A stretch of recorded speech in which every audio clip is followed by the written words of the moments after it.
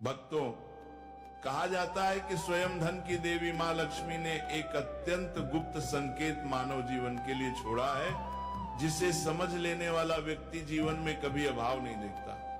शास्त्रों में वर्णन आता है कि 14 जनवरी 2026 के पावन मकर संक्रांति के दिन जिस घर में 3 विशेष चीजें श्रद्धा और नियम के साथ बनाई जाती हैं और परिवार के लोग उन्हें शुद्ध मन से ग्रहण करते हैं, उस घर में पूरे वर्ष धन का प्रवाह बना रहता है। ऐसा घर कभी खाली नहीं रहता, वहां कमी टिक नहीं पाती और जरूरतें दरवाजे पर आकर रुक जाती हैं। लेकिन भक्तों, यहाँ एक बहुत बड़ा रहस्य छिपा है जिसे अधिकांश लोग समझ नहीं पाते।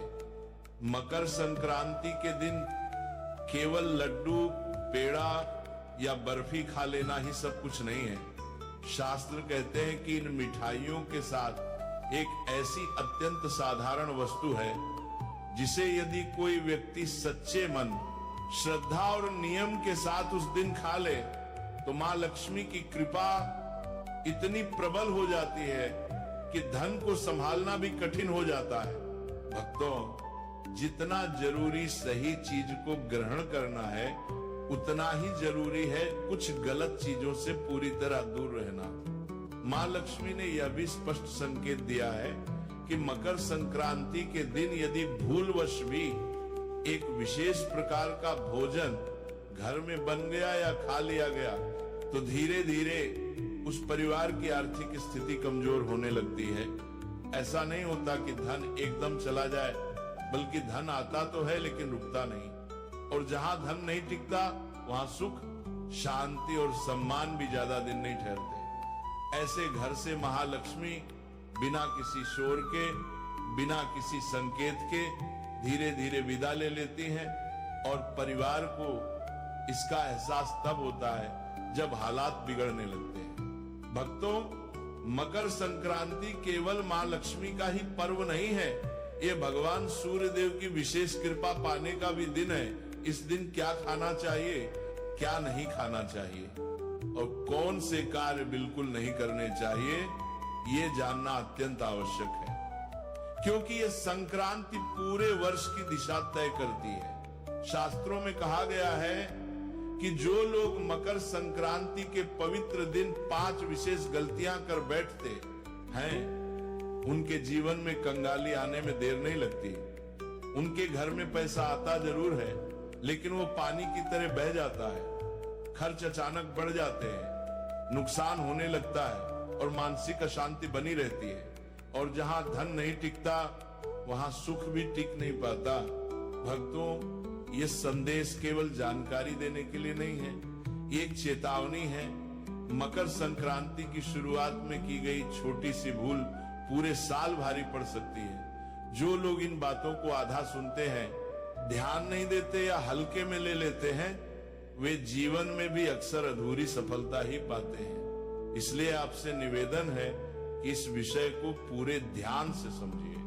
आगे हम आपको बताएंगे एक ऐसी वस्तु के बारे में जिसे यदि आप मकर संक्रांति के दिन अपने घर ले आते हैं तो आपके घर में धन की कमी कभी नहीं होती।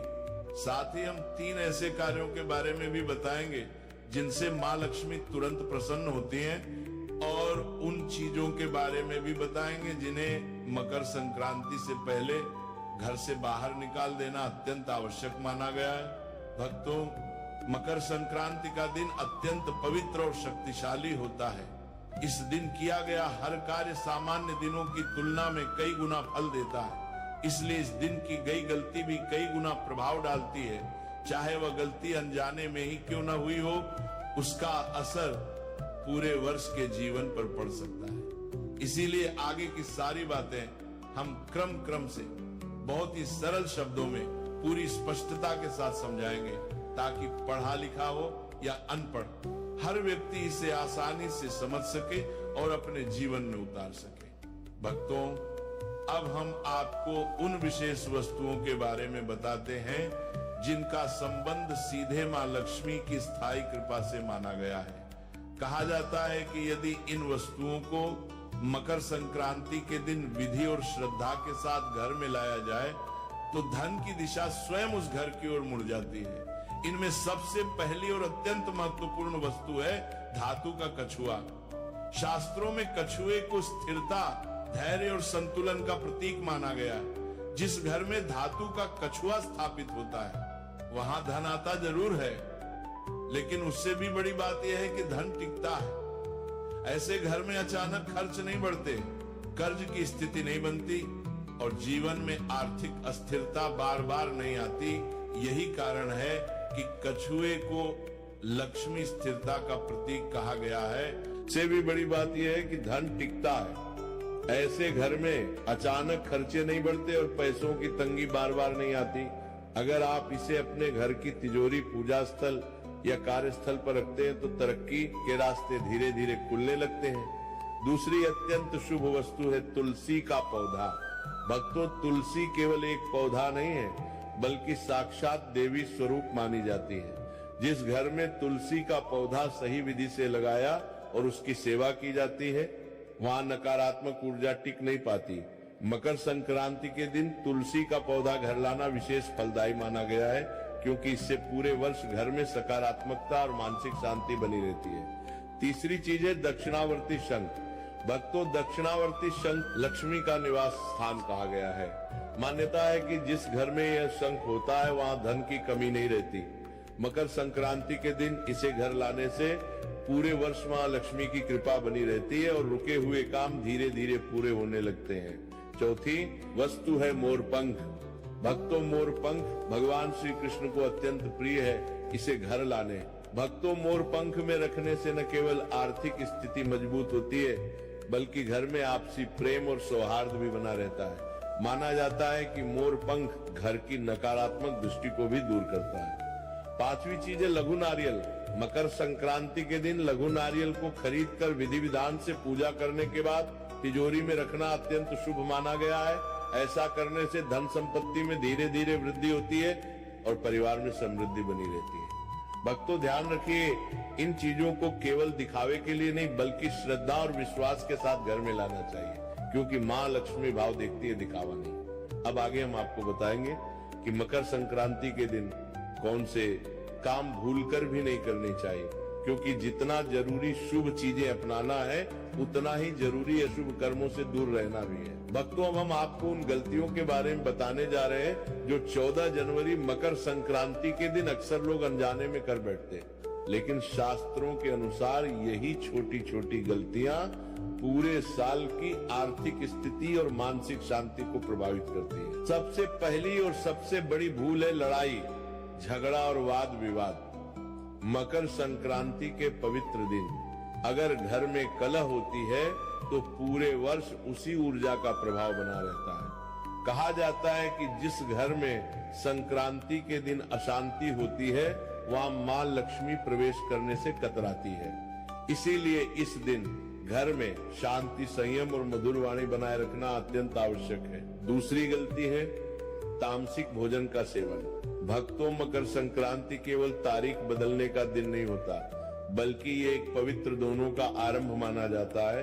इस दिन मांस, मदिरा या अत्यधिक मसालेदार भोजन करने से घर की सकारात्मकता कम हो जाती है। मान्यता है कि संक्रांति के दिन जैसा भोजन होता है वैसी प्रवृत्ति पूरे वर्ष बनी रहती है। तीसरी बड़ी भूल है कर्ज लेना या उधार मांगना। मकर संक्रांति के दिन अगर आप किसी से कर्ज लेते हैं तो पूरे वर्ष आर्थिक दबाव बना रहता है। ये दिन धन के आवागमन को दिशा देने का दिन होता है, इसलिए इस दिन किसी भी प्रकार का लेन देन सोच समझकर ही करना चाहिए। चौथी गलती है घर को अव्यवस्थित और गंदा रखना। मकर संक्रांति के दिन अगर घर में अव्यवस्था होती है तो इसका सीधा प्रभाव धन और सौभाग्य पर पड़ता है। कहा जाता है कि मां लक्ष्मी स्वच्छता और अनुशासन से प्रसन्न होती है, इसलिए इस दिन घर को साफ और व्यवस्थित रखना अत्यंत शुभ माना गया है। पांचवी भूल है धारदार वस्तुओं की खरीदारी। मकर संक्रांति के शुभ अवसर पर चाकू, कैंची या अन्य धारदार चीजें खरीदने से घर में कटुता और आर्थिक रुकावटें बढ़ सकती है। इस दिन ऐसी वस्तुओं से दूर रहना ही बेहतर माना गया है। ये 5 गलतियां देखने में साधारण लगती हैं, लेकिन इनके प्रभाव पूरे साल दिखाई देते हैं। इसलिए अगर आप चाहते हैं कि मकर संक्रांति की शुरुआत शुभ हो और पूरे वर्ष मां लक्ष्मी की कृपा बनी रहे, तो इन बातों का विशेष ध्यान रखें। अब आगे हम आपको बताएंगे कि मकर संक्रांति से पहले कौन सी चीजें घर से निकाल देना अत्यंत आवश्यक है, क्योंकि जब तक पुराने दोष घर में रहते हैं तब तक नया सौभाग्य प्रवेश नहीं करता। भक्तों, अब हम उन वस्तुओं के बारे में बात करने जा रहे हैं जो देखने में साधारण लगती है, लेकिन वास्तु शास्त्र के अनुसार घर में रुकावट, दुर्भाग्य और आर्थिक हानि को आमंत्रित करती है। मकर संक्रांति से पहले इन चीजों को घर से निकाल देना अत्यंत आवश्यक माना गया है, ताकि मां लक्ष्मी के आगमन का मार्ग साफ हो सके। सबसे पहली चीज है टूटा हुआ शीशा या दर्पण। भक्तों, दर्पण केवल प्रतिबिंब नहीं दिखाता, बल्कि ऊर्जा को भी प्रतिबिंबित करता है। टूटा हुआ शीशा नकारात्मक ऊर्जा को कई गुना बढ़ा देता है। माना जाता है कि जो व्यक्ति सुबह उठते ही टूटे शीशे में अपना चेहरा देखता है, उसका पूरा दिन बाधाओं से भरा रहता है। इसलिए मकर संक्रांति से पहले किसी भी टूटे दर्पण को तुरंत घर से हटा देना चाहिए। दूसरी चीज है मुरझाए या सूखे फूल। वास्तु के अनुसार सूखे फूल जीवन में निराशा और ठहराव का संकेत होते हैं। कई लोग सजावट के बाद फूलों को हटाना भूल जाते हैं, जिससे घर में नकारात्मकता बढ़ने लगती है।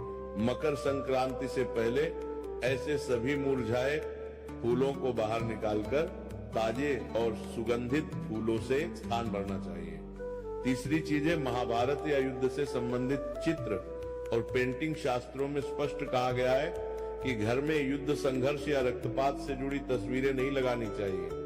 महाभारत भले ही एक महान ग्रंथ है, लेकिन उसकी युद्ध से जुड़ी छवियां घर में तनाव और क्लेश को जन्म देती हैं।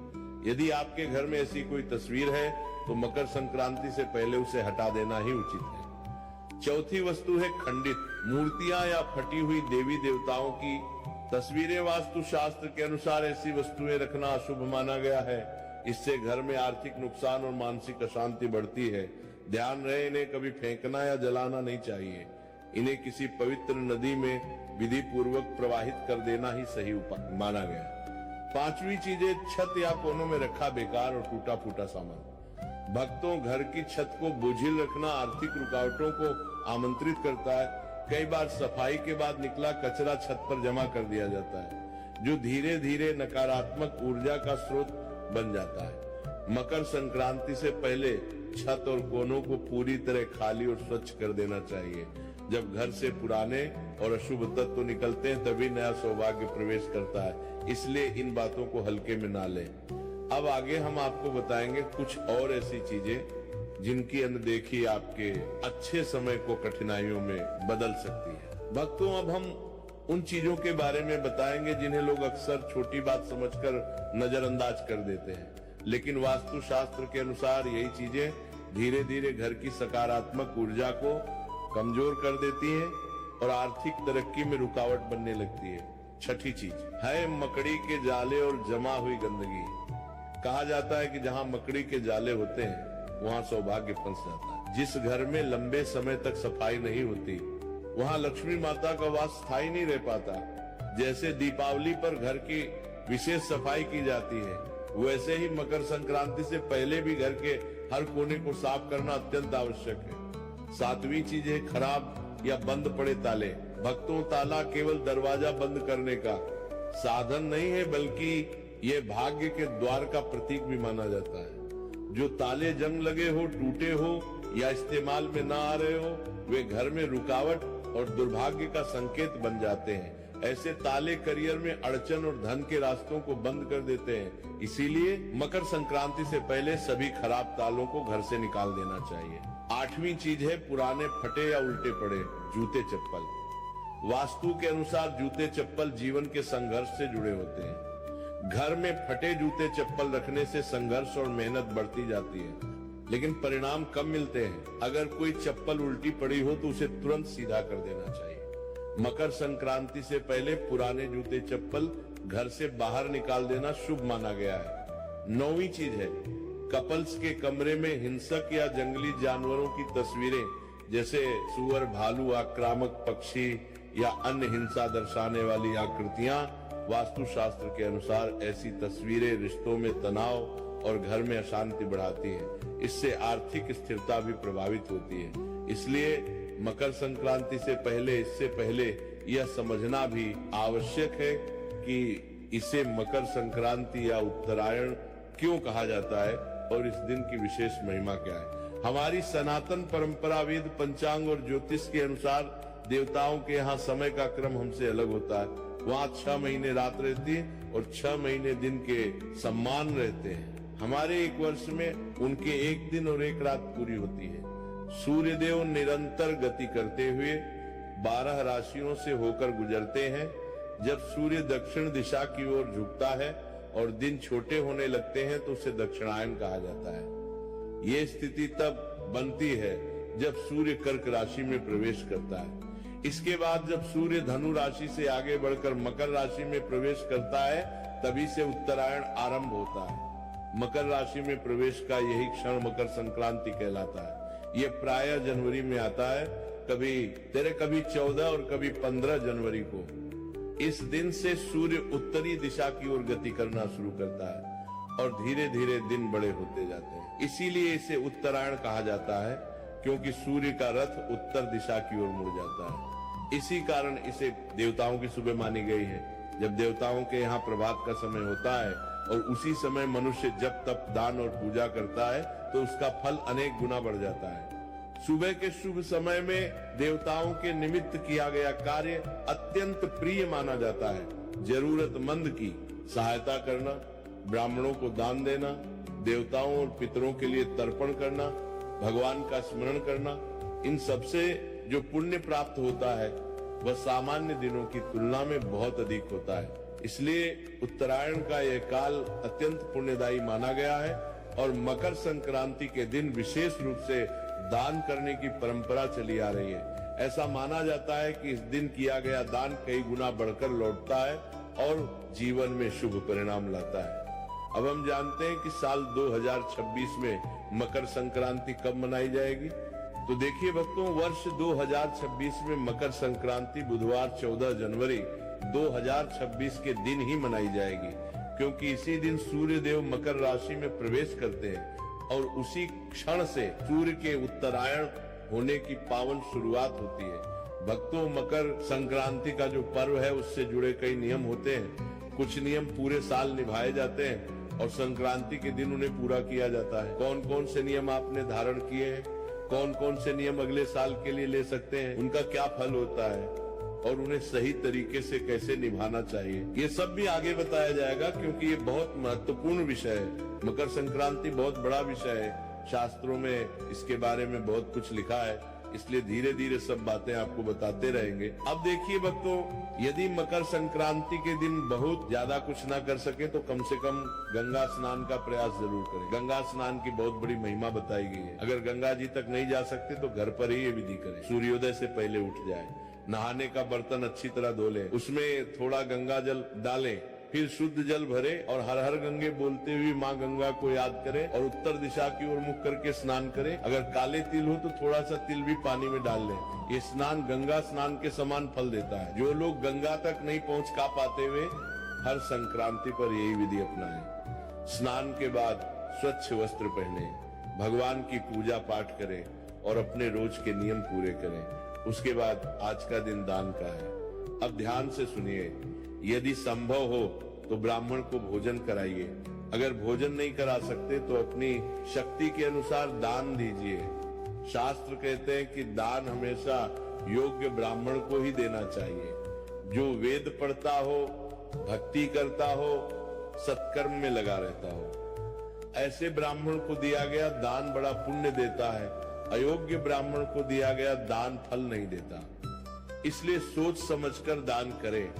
आज के दिन ब्राह्मणों को दान दीजिए, गरीबों की मदद कीजिए, भंडारा या लंगर में सहयोग कीजिए। अगर खुद नहीं कर सकते तो जहां लंगर चलता हो वहां मदद कर दीजिए। गरीब बच्चों को भोजन दीजिए, बिस्किट दे दीजिए, कपड़े, कंबल, शॉल, स्वेटर जो संभव हो वो दे दीजिए। जितना कर सके उतना अवश्य दान कीजिए, क्योंकि आज किया गया दान कई गुना बढ़कर वापस मिलता है। अब देखिए भक्तों, जब आप दान और सत्कर्म करते हैं तो आपके पाप कम होते हैं और पुण्य बढ़ता है। जब पुण्य का पलड़ा भारी हो जाता है तो जीवन में बदलाव दिखाई देना शुरू हो जाता है। चेहरे पर तेज आता है, मन प्रसन्न रहता है, लोग आपकी ओर खींचे चले आते हैं, कामों में सफलता मिलती है और ईश्वर की कृपा का अनुभव होता है। यह पुण्य सिर्फ इसी जन्म में नहीं, आगे की यात्रा में भी साथ जाता है। जब मनुष्य इस दुनिया को छोड़कर आगे की यात्रा पर जाता है, उसका मार्ग लंबा होता है। शास्त्र कहते हैं कि ये यात्रा पूरे 1 वर्ष की होती है, इसलिए मासिक श्राद्ध किए जाते हैं। इस मार्ग में वही वस्तुएं सहायता करती हैं जो आप जीवन में दान कर चुके होते हैं। ब्राह्मण सेवा, गाय को दान, जरूरतमंद की मदद, प्राणियों पर दया, ये सब आगे साथ चलता है। अगर जीवन भर कुछ नहीं किया तो फिर भटकना पड़ता है। इसलिए कहते हैं कि जब शरीर स्वस्थ है, हाथ पैर काम करते हैं, तब तक जितना हो सके उतना भला काम कर लो। और मकर संक्रांति तो सबसे ज्यादा पुण्य देने वाली तिथि है। अब सुनिए, जो भी वस्तु आप दान करने जा रहे हैं, पहले उसका संकल्प कीजिए। वस्तु घर लाइए, हाथ में जल, अक्षत और दक्षिणा के रूप में एक सिक्का लीजिए, 3 बार बोलिए श्री विष्णुवे नमः। अपना नाम, अपना गोत्र जहां बैठे उस स्थान का नाम बोलिए और संकल्प कीजिए कि मकर संक्रांति के पवित्र अवसर पर आयु, आरोग्य और भगवान विष्णु की प्रसन्नता के लिए यह वस्तु दान कर रहे हूं। फिर उस वस्तु के चारों ओर जल घुमाइए और भगवान के चरणों में समर्पित मानकर प्रार्थना कीजिए, हे प्रभु, यह दान मेरी श्रद्धा और सामर्थ्य के अनुसार अर्पित है, कृपा कर स्वीकार करें। इसके बाद वह दान जिसको देना हो उसे दे दीजिए। यदि धन का दान कर रहे हैं तो संकल्प में राशि और उद्देश्य भी बोल दीजिए। जो लोग स्वयं जाकर दान ना कर सके, वे श्रद्धा से दक्षिणा भेजकर भी भाग ले सकते हैं। यह सबसे बड़ा महत्व भाव का है। आगे और बातें बाकी हैं, लेकिन उससे पहले एक छोटी सी कथा हम सुन लेते हैं, तभी आपको समझ में आएगा इस दिन किया गया दान सत्कर्म से हमें क्या प्राप्ति होती है। बहुत समय पहले एक छोटे से नगर में नंददास नाम के गृहस्थ रहते थे। आय अधिक नहीं थी, घर में साधारण व्यवस्था थी, लेकिन हृदय बहुत सीधा और भगवान में श्रद्धा से भरा हुआ था। मकर संक्रांति का पावन दिन आया, नगर के लोग दान पुण्य कर रहे थे। नंददास मन ही मन सोचने लगे कि मेरे पास तो अधिक धन नहीं है, मैं क्या दान दूं। फिर उनके मन में विचार आया कि दान का मूल्य सामान से नहीं, भावना से होता है। उन्होंने घर का सादा भोजन बनाया, थोड़ा गुड़ और तिल एकत्र किया, एक पुराना लेकिन साफ कंबल साथ लिया और समीप रहने वाले वेद पाठी सत्कर्मी ब्राह्मण के घर जा पहुंचे। वहां उन्होंने विनम्र भाव से कहा कि आज मकर संक्रांति के पावन दिन पर भगवान के नाम से ये छोटा सा दान स्वीकार करें। ब्राह्मण अत्यंत प्रसन्न हुए।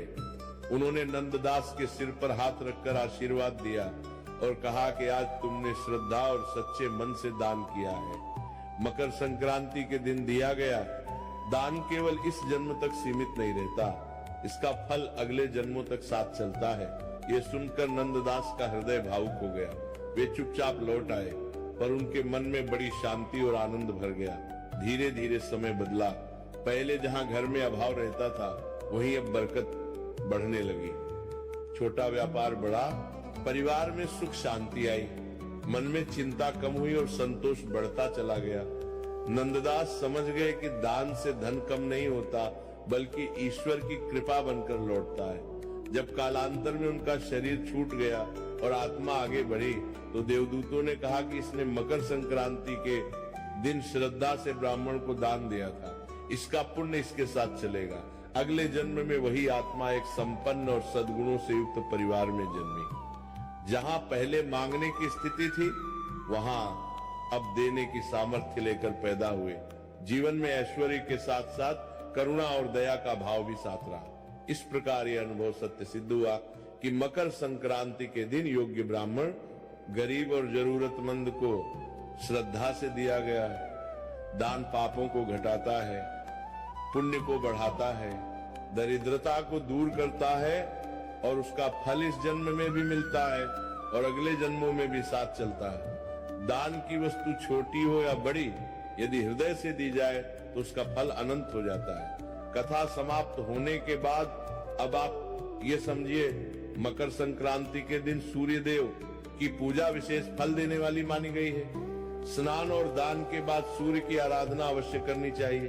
तांबे या पीतल के लोटे में पहले थोड़ा गंगा जल और फिर शुद्ध जल भरें, उसमें रोली और लाल पुष्प डालें और सूर्य देव को अर्घ्य अर्पित करें। ओम सूर्य नमः का फुर दिया जले। करते नाम के प्रेम की बात जप करें। अर्घ्य देते समय लोटे को इस प्रकार रखें कि गिरती हुई जलधारा के बीच से सूर्य दिखाई दे। यही अर्घ्य देने की विधि है। इसके बाद सूर्य की परिक्रमा करें और उस जल को अपने मस्तक से लगाएं। यदि तिल से बनी मिठाई हो तो सूर्य देव को भोग लगाएं और विनम्र भाव से प्रार्थना करें कि हे सूर्य देव, आज आपके उत्तरायण होने पर मैं आपकी उपासना करता हूँ। कृपा कर जीवन की बाधाओं को दूर करें और मेरे कर्मों में प्रकाश भरें। मकर संक्रांति पर स्नान